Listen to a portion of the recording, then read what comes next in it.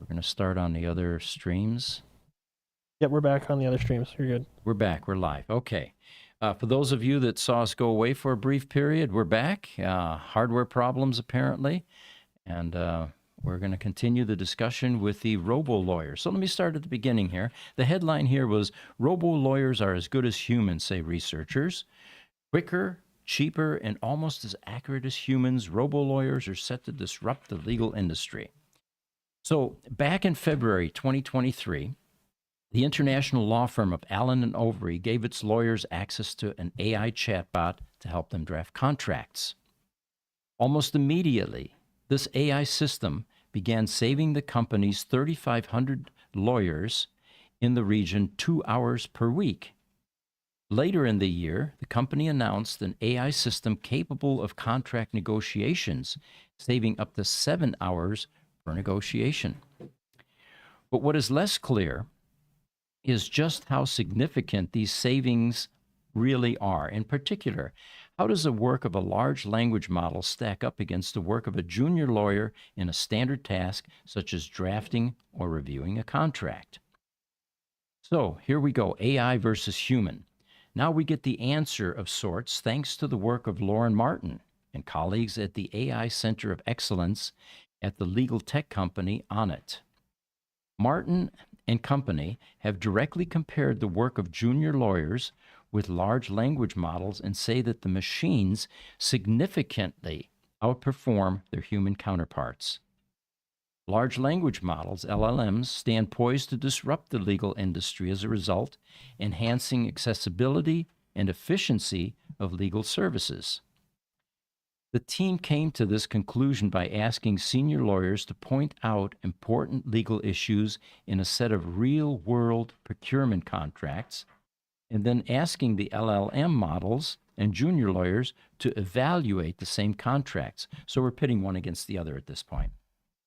They say the results were eye-opening.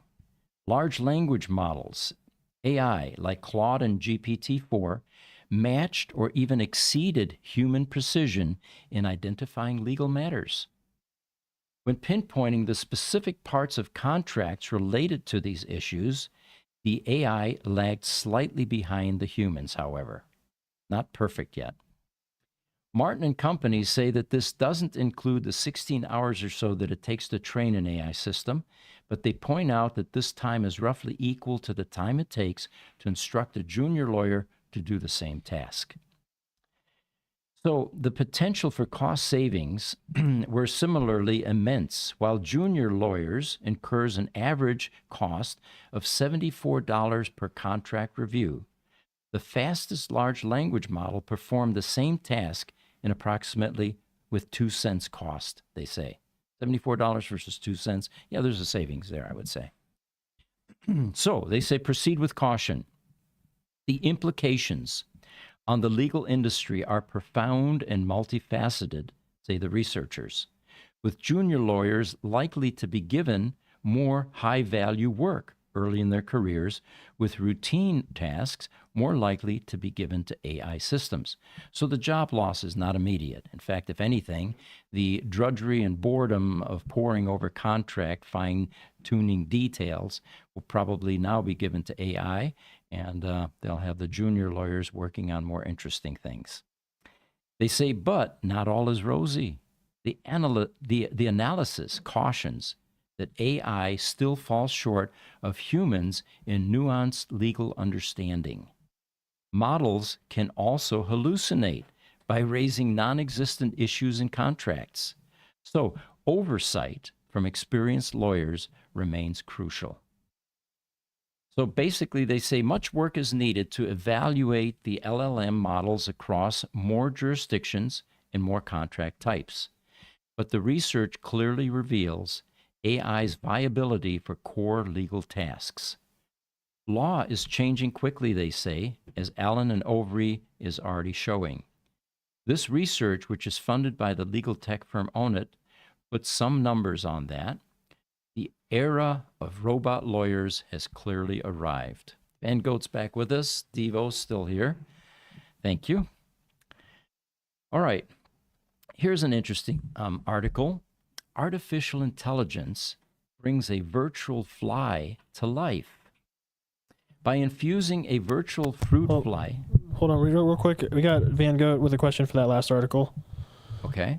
It's hard because I got to type out the ones that are on TikTok, so I'm just going to read it to you. It says, so who's liable if something goes wrong, in quotes, does an AI lawyer sue another AI lawyer? Those are the unanswered legal questions, Van Goat. Yeah. Who's the accountability issues are yet untested, and you're right. It's a valid concern. As humans get further and further removed from the equation, the majority of accountability issues rest with humans, and negligence, and rewards, and injured parties, and all of that. With machines, it's going to be interesting because what if it translates back into the administrators of AI? The people that maybe wrote code. How That's what I far was can gonna they say, extend? Yeah. Whoever coded it, Right. what made it do what it wanted to do.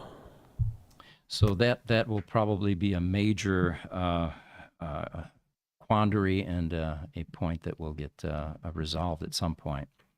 So they say by infusing a virtual fruit fly with artificial intelligence, not a real one, a virtual fruit fly, Janella and Google DeepMind scientists have created a computerized insect that can walk and fly, just like the real thing. You know those annoying fruit flies that are buzzing around you constantly? You don't want to swat those anymore because that virtual fruit fly probably costs an arm and a leg, is a fortune. The new virtual fly, they say, is the most realistic simulation of a fruit fly created to date. It combines a new anatomically accurate model of the fly's outer skeleton, a fast physics simulator, and an artificial neural network trained on fly behaviors to mimic the actions of a real fly.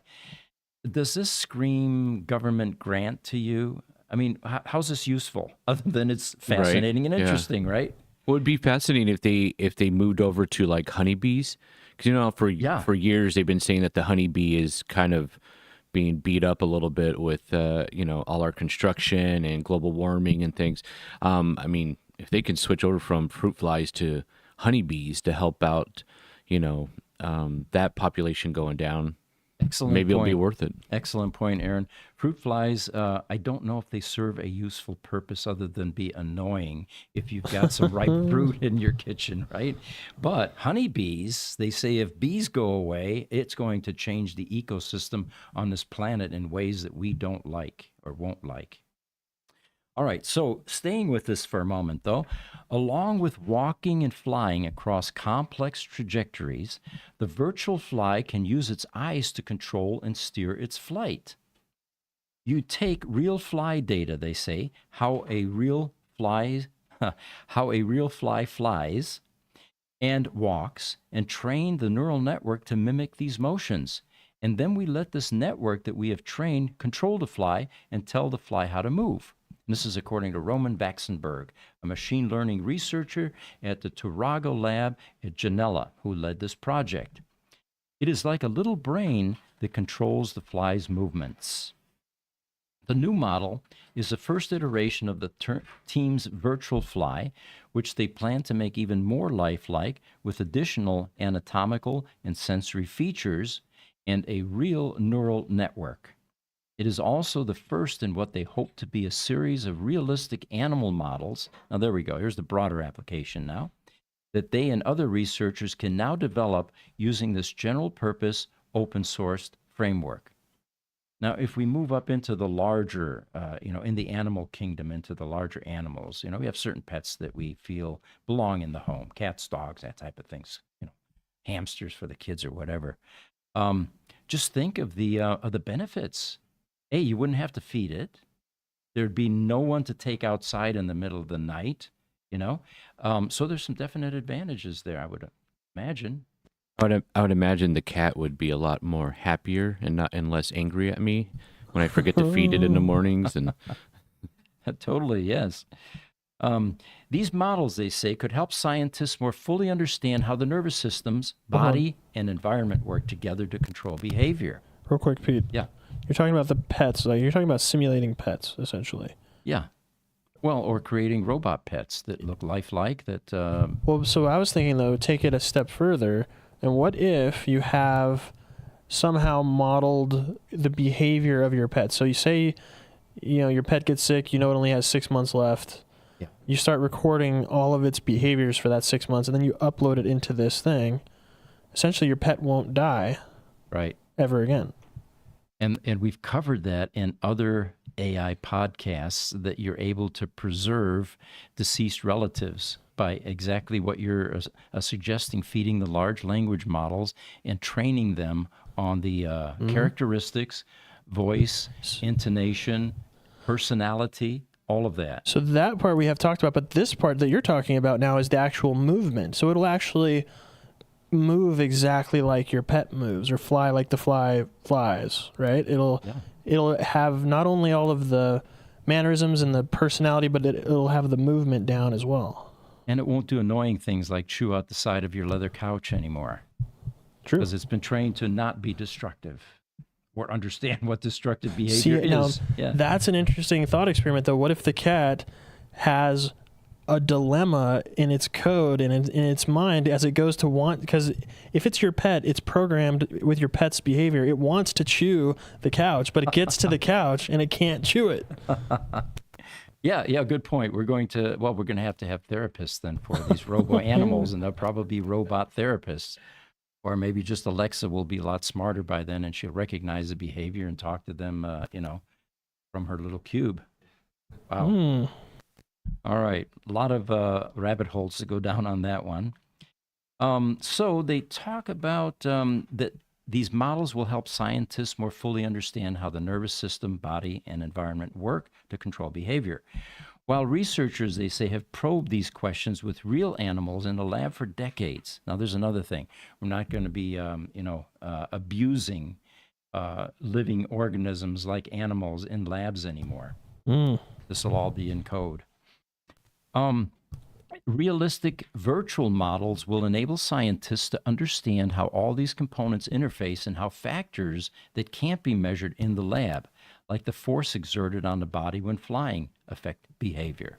There we go. That's how Microsoft got the battery material we're talking about. It did millions of simulations. Yes. Instead of having to spend decades in the lab, they ran 1 million simulations. And then came up with some innovation. And of course, we're not done there. That is just fascinating. And I'm glad that batteries is one of the things they're looking at. Because if you think about our transportation models right now, EVs, the batteries are a large, inefficient, component of that need some innovation and some They're the biggest barrier of entry, too. That's why that range anxiety is why people don't make the switch. Right. They continue, they say, the simulation of the body can tell you how commands from the nervous system get translated into actions and behavior, and that how has to do with the same shape of the body and the physics of how the body interacts in the world. So all of that is codified in this physics simulation. All right, got a few questions here, and then we're going to talk about the next possible earth-shattering change in entertainment, music, and what AI is going to be able to do and is already doing. Highlander says, what is the best way for us to use these AI models in our daily lives without a subscription? In essence, for free. What do you recommend? Well, I mean, there are a bunch of them out there that have trials, and then you can get the free version of ChatGPT. It's just slower and dumber, to put it plainly. And despite Jesse using that description, ChatGPT 3, or is it 3.5? 3.5, is quite useful. It's infinitely better than having nothing. And I would say try that. What about image generating software? Anything free out there that you guys are aware of? I know that Midjourney is now paid, and a bunch of them have moved to paid because of the amount of compute required to do images is much higher than text. So I don't know. As new tech comes out, so just keep an eye on what new image generation tech has come out, because they usually do free trials or free for the first beta period. But from what I understand, a lot of image models are paid because of how intensive they are. Good point. In fact, as Mira pointed out, Sora, which is the text-to-video software, takes an enormous amount of energy, a lot more than the OpenAI products like ChatGPT-4 or DALL-E. Highlander makes a joke. He says, "Sounds too much like Pet Cemetery to me." Good one, Highlander. That's true. Van Goat says, "But still a great podcast." And then Highlander says, "Maybe we need fusion cars." Well, that's of course is it's on its way. Takes. Yeah. Yeah. Wolf Perfect. I think we'll have commercial fusion before we figure out perfect battery tech for sure. Mm-hmm. PYGKLB says, "Isn't an Aptera a fusion car at one remove?" The Aptera that I'm familiar with is an innovative three-wheeler design that actually incorporates solar. And you can almost liken it to fusion. I mean, it is free energy. Yeah, technically it is because it's using the output of a fusion reaction that's happening in the sun. So it is a form of harnessing the energy of fusion, but good point. It's not quite where we want to be yet. Yeah. We want to harness fusion. All right, we've got a picture to pop up here, music generator, and we try to get a sample of this, so I'm just going to have to read this one to you. But the headline on this one is, "A Chat GPT for music is here. Inside Suno, S-U-N-O, the startup changing everything." They say Suno wants everyone to be able to produce their own pro-level songs, but what does that mean for artists? What we have here is probably an AI rendition of a music generating box on wheels where you dial in what kind of music you want. Yeah, let's look at some of the detail on this in here. It's pretty crazy. Yeah. You see a record player in there? You got a tape deck right here. You got a keyboard. You got a person singing. Harmonica. You got drum set. And a speaker emanating sound. Speaker. Yeah. Interesting. How about a record player? Yeah, turntable. Look at that. So here's how this article reads, and I love the vernacular on this. "I'm just a soul trapped in the circuitry. The voice singing those lyrics is raw and plaintive, dipping into blue notes. A lone acoustic guitar chugs behind it, punctuating the vocal phrases with tasteful runs. But there's no human behind the voice. No hands on the guitar. There is, in fact, no guitar. In the space of 15 seconds, this credible, even moving blues song was generated by the latest AI model from startup named Suno. All it took to summon it from the void was a simple text prompt, solo acoustic Mississippi Delta blues about sad AI. To be maximally precise, they say, the song is the work of two AI models in collaboration. Suno's model creates all the music itself while calling on OpenAI's ChatGPT to generate the lyrics and even a title, which is Soul of the Machine. So they go on. They say, most AI-generated art so far is at best kitsch, a la the hyper-realistic sci-fi junk, heavy on form-fitting spacesuits, and so many Mid-Journey users seem intent on generating. But Soul of the Machine feels like something different. The most powerful and unsettling AI creation I've encountered in any medium. Its very existence feels like a fissure in reality. At once awe-inspiring, vaguely unholy, I keep thinking of Arthur C. Clarke's quote that seems made for the generative AI era. Any sufficiently advanced technology is indistinguishable from magic. A few weeks after returning from Cambridge, he says, I sent the song off to Living Color guitarist Vernon Reid, who's been outspoken about the perils and possibilities of AI music. He notes his wonder, shock, horror at the song's disturbing verisimilitude. And I had to look that up. Verisimilitude, is the appearance of being true or real. So the long-running dystopian ideal of separating difficult, messy, undesirable, and despised humanity from its creative output is at hand, he writes, pointing out the problematic nature of an AI singing the blues, an African American idiom deeply tied to historical human trauma and enslavement. So there you have it. We were kind of theorizing before the podcast what possibilities something like this generates. And, we get back to the biofeedback portion of things. Yeah, you can create a prompt, or you can just let AI connect to your body.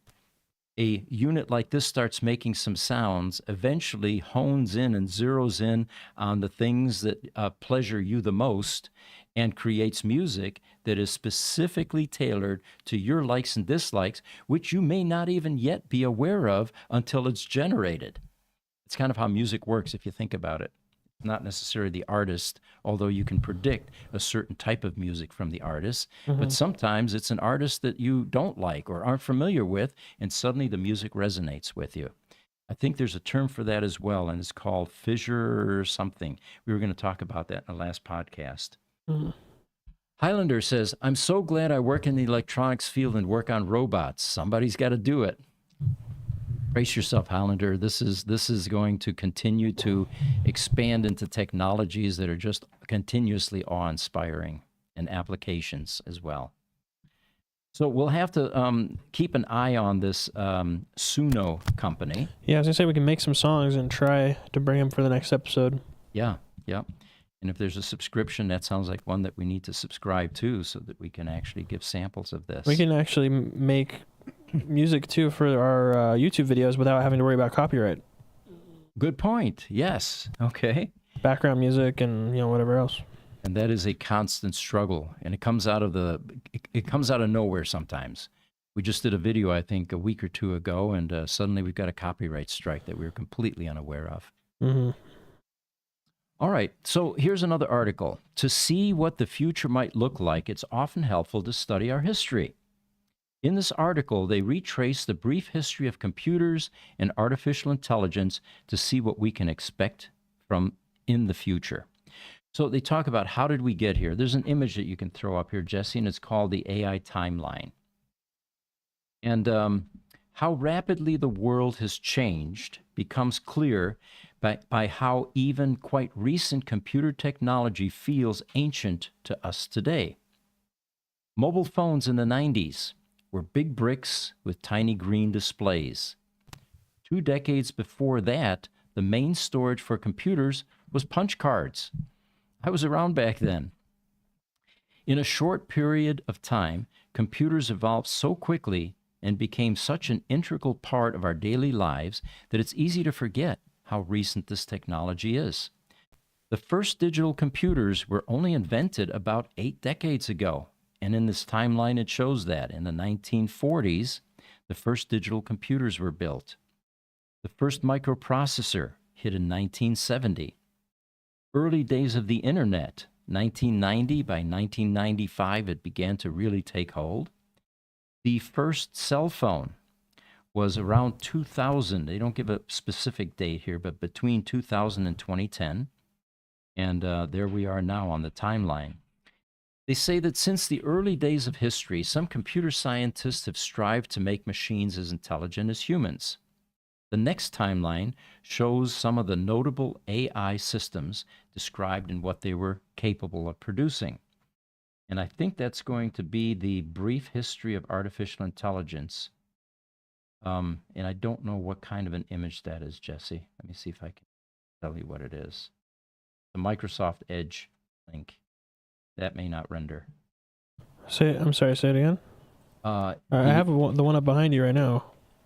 Yeah. The timeline? No, this one is, the title of this one is A Brief History of Artificial Intelligence. And I don't think I grabbed that image in the right format for you. So I'm going to have to paraphrase then. The first system is Theseus, Theseus. It was built by Claude Shannon in 1950, and it was a remote-controlled mouse that was able to find its way out of a labyrinth and could remember its course. Just 10 years ago, they say, no machine could reliably provide language or image recognition at a human level. But as the next chart shows, and that would be the AI advances chart, and that one I do have an image for you to pull up. AI systems have become steadily more capable and are now here's the clincher, and are now beating humans in tests in all of these domains. There we go. Outside these standardized tests, the performance of these AIs is mixed. In some real-world cases, these systems are still performing much worse than humans. On the other hand, some implementations, such as AI systems, are already so cheap that they're available on the phone in your pocket. Image recognition categorizes your photos, and speech recognition transcribes what you dictate. So let's take a look at this chart here. I can see it on the big screen here. And you can see that there's a steep curve here that is showing the progression. For the language understanding, it just shoots basically straight up. Yeah. Yeah, that's true. That is a vertical graph, two of them. Reading comprehension, yeah. Amazing. So one of the areas that has changed dramatically is image recognition to image generation. Yeah, that's on there too. Yep, and that one we can bring up, and that's going to be the timelines of AI-generated face recognition, or face images. So they say the previous chart showed the rapid advances in perceptive abilities of AI. AI systems have become much more capable of generating images. And here's some timelines. Now, bear in mind, we're only looking back, 10 years here, 2014, right? And that was the best that AI was able to render in 2014, a pixelated, black and white, fuzzy image. None of these faces that you see here are real human beings. This is all 100% AI generated. This is like that website. This person doesn't exist. For those of you that haven't used that, it's an entertaining place to hang out. You can actually create fake faces of people that really have never been on this planet. They say the previous, okay, so AI systems have become more capable of generating images. The series of 9 images shows a development over the last 9 years. As the chart shows, AI has become steadily more capable and is now beating humans in tests in all the domains. The image recognition software, I have this actually twice here. The final one is actually based on a prompt, which is a Pomeranian is sitting on the king's throne wearing a crown. 2 tiger soldiers are standing next to the throne. In the past, at best, you could generate a face, perhaps, but now we're actually able to generate settings, backgrounds, and with Sora, this would actually have been a video. Highlander says, one last comment, Pete. Did you get my submarine picture where the kids autographed it to you? You know, I'm sorry, I did not get that. The best way to send that to me would be gru@gruber.com, gruber.com. I'd love to see it, especially with the kids autographing it. So Van Goat says, tell Highlander even his job is at risk. Haha. Well, he's seeing your posts here, I'm sure. All right. You know, he's on TikTok. They can't see each other's comments. Oh, they can't. Okay. So the question, here's another headline. Where are we now? AI is here. All right. These rapid advances in AI have made it possible to use machines in a wide range of new domains. And here's some of them. When you book a flight, it is often AI, no longer a human, that decides what you pay. Maybe that's why prices have gone up. Okay. When you get to the airport, it is an AI system that monitors what you do at the airport. And once you are on the plane, an AI system assists the pilot in flying you to your destination. Later on in this podcast, we're going to talk about Robo Pilots, which are doing as good or better a job than human pilots. AI systems, they say, also increasingly determine whether A, you get a loan, are eligible for welfare, or get hired for a particular job. Increasingly, they say, they also help determine who gets released from jail. I didn't quite get that one, but, So how does it do that? So like good behavior based or something, or It's probably assembling a bunch of data. It's any kind of data analysis is going to be done much faster than any human could do it. And more accurately, less bias. Yeah, there you go. All right, so for those of you in jail, behave yourself, and there is hope with AI now observing and collecting the data.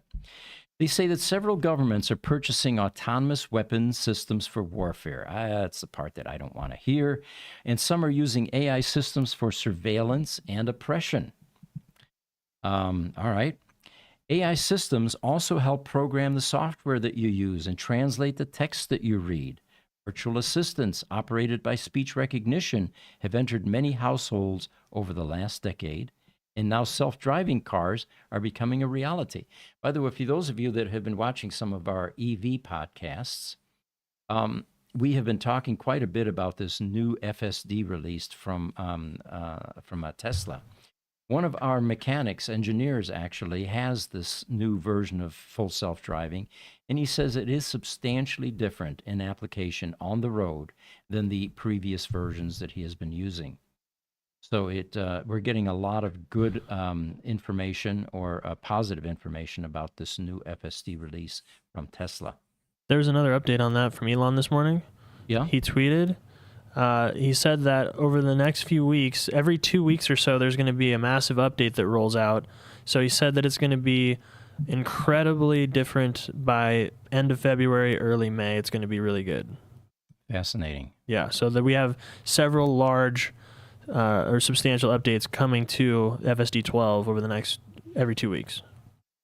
So driverless cars on the road is we're headed that way fairly quickly, it sounds like. Mm-hmm. In the last few years, they say AI systems have helped make progress in some of the hardest problems in science, and that's of course where we're also very, very excited.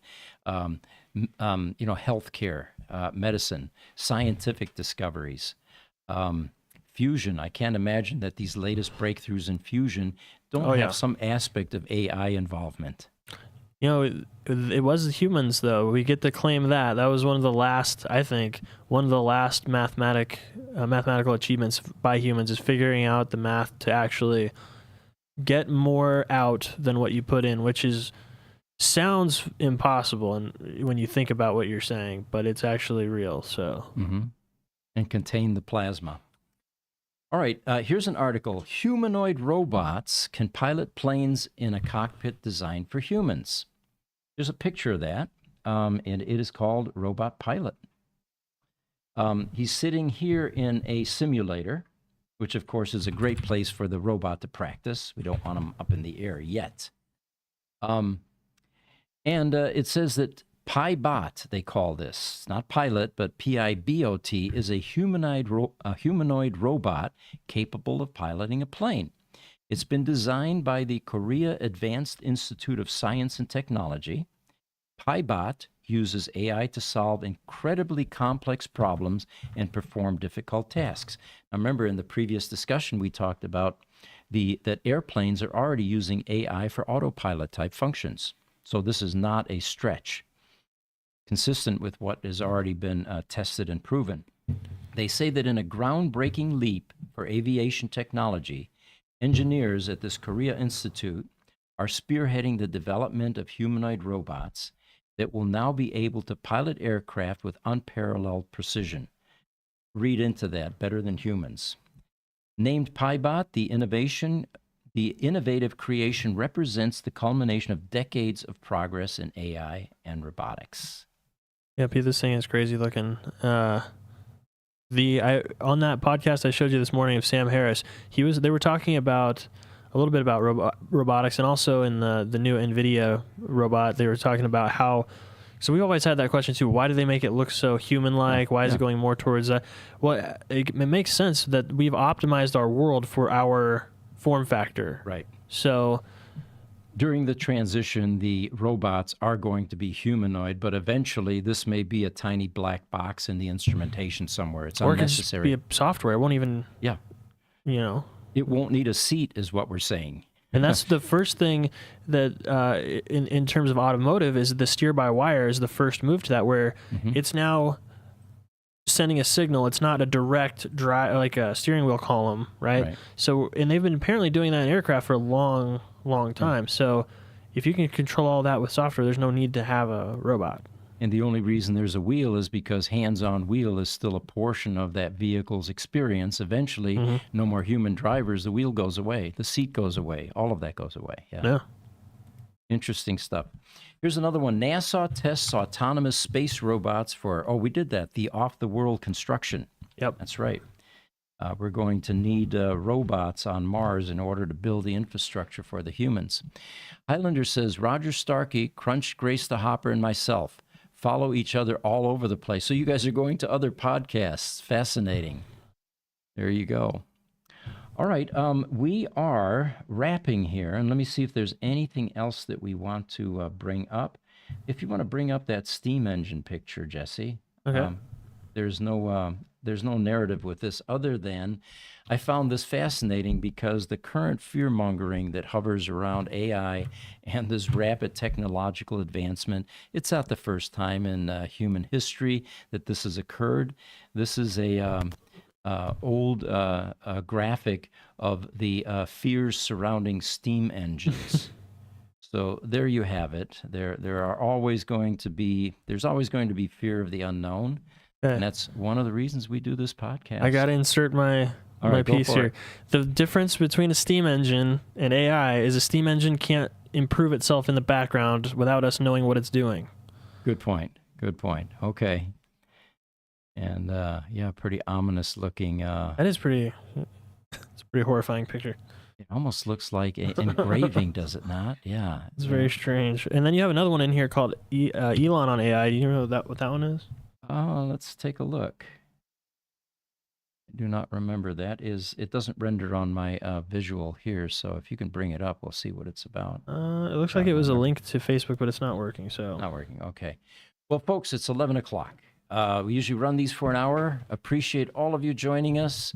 We do this podcast for fun. We are attempting to decriminalize AI and make its ability to be accepted a bit better and integrate. The bottom line here is it's coming whether we agree with it or not. So we might as well learn to accommodate it and embrace it, and then figure out how to adopt it. So again, we'll see you next week. Enjoyed having you. Thank you for joining us.